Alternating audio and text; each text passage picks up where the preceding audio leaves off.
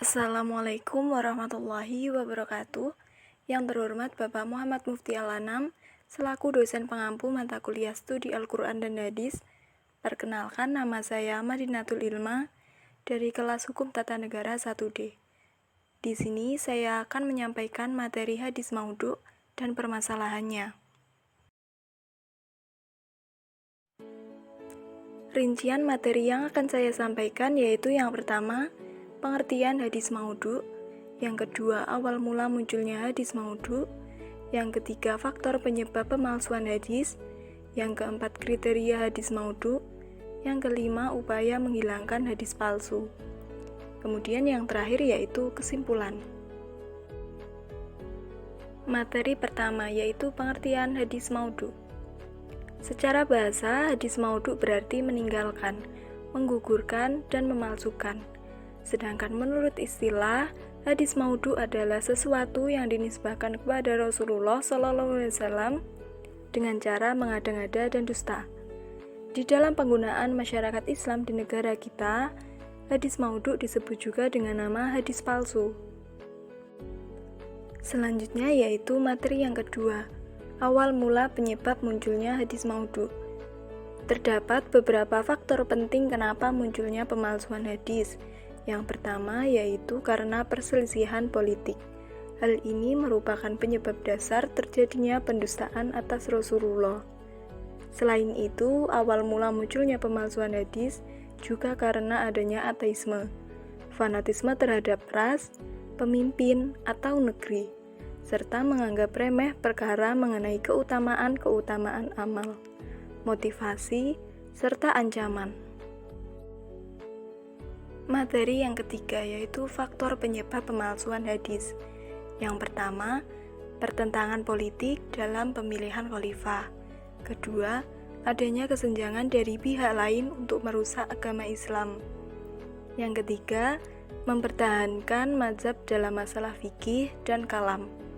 Keempat, membangkitkan gairah beribadah untuk mendekatkan diri kepada Allah Subhanahu wa Ta'ala.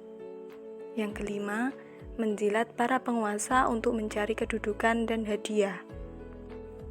Selanjutnya, materi yang keempat yaitu kriteria hadis maudhu atau hadis palsu. Ciri yang berkaitan dengan rawi atau sanad. Pertama, periwayatnya dikenal sebagai pendusta. Yang kedua, periwayatnya mengakui sendiri membuat hadis tersebut. Yang ketiga, ditemukannya indikasi yang semakin besar dengan pengakuan orang yang memalsukan hadis. Kemudian ciri-ciri yang berkaitan dengan matan. Pertama, terdapat keracuan redaksi atau kerusakan maknanya. Yang kedua, berkaitan dengan kerusakan makna tersebut. Ibnu Jauzi berkata, "Saya sungguh malu dengan adanya pemalsuan hadis." Ketiga, terdapat dalam hafalan para rawi dan tidak terdapat dalam kitab-kitab hadis. Keempat, perkataannya tidak diketahui sumbernya. Yang kelima atau yang terakhir yaitu hadisnya bertentangan dengan petunjuk Al-Quran yang pasti. Materi yang kelima, upaya menghilangkan hadis palsu. Dapat dilakukan dengan pengakuan dari pemalsu hadis itu sendiri, kemudian menelusuri tahun kelahiran orang yang meriwayatkan hadis tersebut dengan tahun wafat gurunya yang disebutkan dalam istilah sanad. Yang ketiga, melihat ideologi perawi hadis. Selanjutnya, memahami kandungan matan hadis dan rasa bahasanya. Yang terakhir yaitu kesimpulan. Hadis maudhu adalah segala sesuatu yang disandarkan pada Nabi Muhammad SAW, baik perbuatan maupun takrir secara dibuat-buat ataupun disengaja, yang sifatnya mengada-ngada atau berbohong.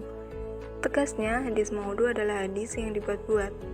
Faktor yang menyebabkan munculnya hadis maudhu adalah kebencian, permusuhan politik, fanatisme yang salah, kebodohan, popularitas, dan ekonomi.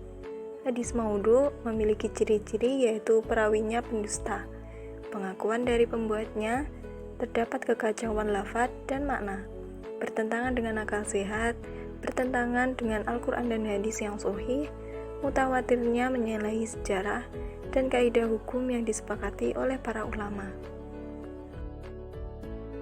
Sekian materi yang dapat saya sampaikan.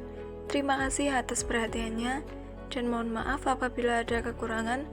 Wassalamualaikum warahmatullahi wabarakatuh.